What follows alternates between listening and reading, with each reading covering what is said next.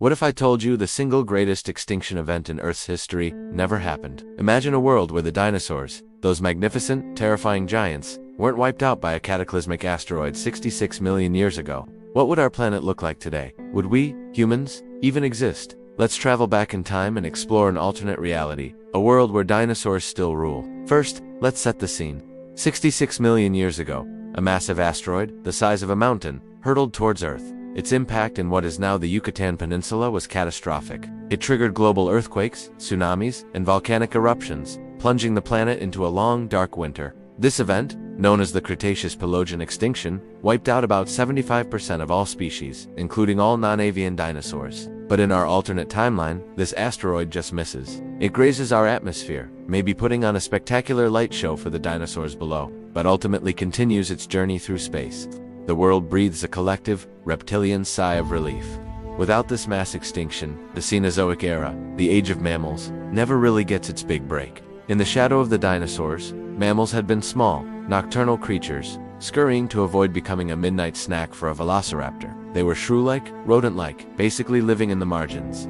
With the dinosaurs still dominating every ecological niche, from massive herbivores to terrifying apex predators, mammals would have had very little opportunity to diversify and grow larger. So, forget about mammoths, saber-toothed cats, or giant ground sloths. The megafauna of our world would be reptilian. The dinosaurs themselves would have continued to evolve over the next 66 million years. Think about it, that's a huge amount of time for evolution to work its magic. We might not just have T-Rex and Triceratops, but they're even more incredible descendants. Perhaps tyrannosaurs would have evolved to be even larger, or maybe they would have become more specialized, faster hunters. Herbivores like the hadrosaurs, the duck-billed dinosaurs, might have developed even more complex social structures and vocalizations. The climate of the Earth would also be vastly different. Large herds of giant dinosaurs would have a profound impact on the environment. Their constant grazing and browsing would prevent dense forests from taking over, creating vast savannas and open woodlands, similar to the effect elephants have in Africa today.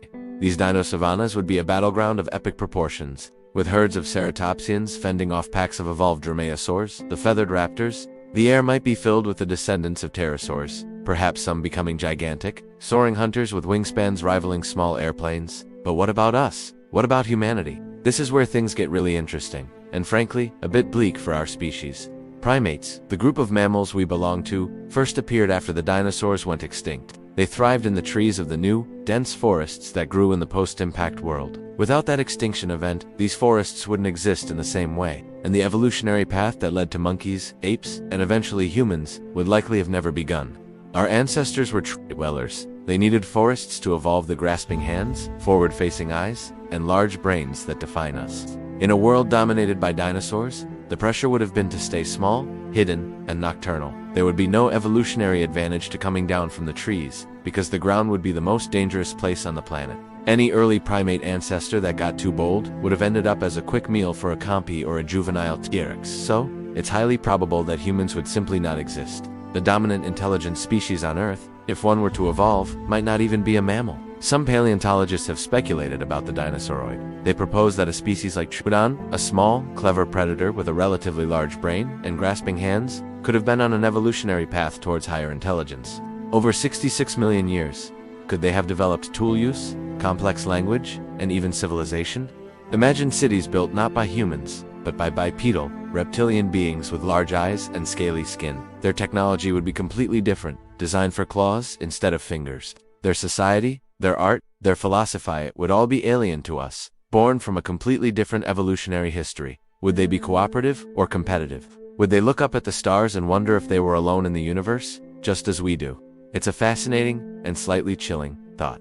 The intelligent life on Earth might have been reptilian. Let's assume for a moment that somehow, against all odds, a small, resilient lineage of primates managed to survive and evolve into something resembling humans. Our existence would be a constant struggle for survival. We would not be the planet's apex predators. We'd be prey. Our early societies wouldn't be built around hunting mammoths. They'd be built around hiding from Allosaurus descendants. We'd live in fortified caves, in high mountain ranges, or deep in the densest, most inaccessible jungles anywhere the megapredators couldn't easily reach. Our technology would be driven by one thing: defense. We'd develop spears, walls, and traps, not for hunting, but to protect ourselves. The very psychology of our species would be different. We would be a species defined by fear and vigilance. Every venture out of our fortified settlements would be a life-or-death mission. There would be no leisurely strolls in the park unless you consider a park full of 40-foot-long carnivores leisurely. The world's ecosystems would be richer and more terrifying. The oceans wouldn't be ruled by whales and dolphins, but by the descendants of mosasaurs and plesiosaurs, marine reptiles that would make a great white shark look like a goldfish.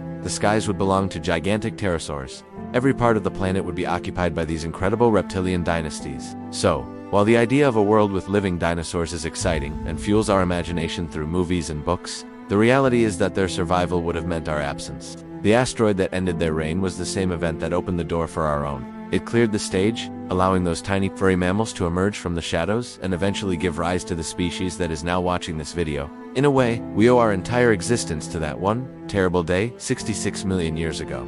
We are the children of a cosmic catastrophe. The fall of the dinosaurs was the rise of the mammals, and ultimately, the rise of humanity. So next time you see a fossil in a museum, take a moment. You're not just looking at an ancient creature, you're looking at the reason you're here today. Thank you so much for joining me on this journey into an alternate past. What do you think? Could humans have coexisted with dinosaurs? Let me know your thoughts in the comments below. And if you enjoyed this trip through time, don't forget to like, subscribe, and hit that notification bell so you don't miss our next adventure. See you next time.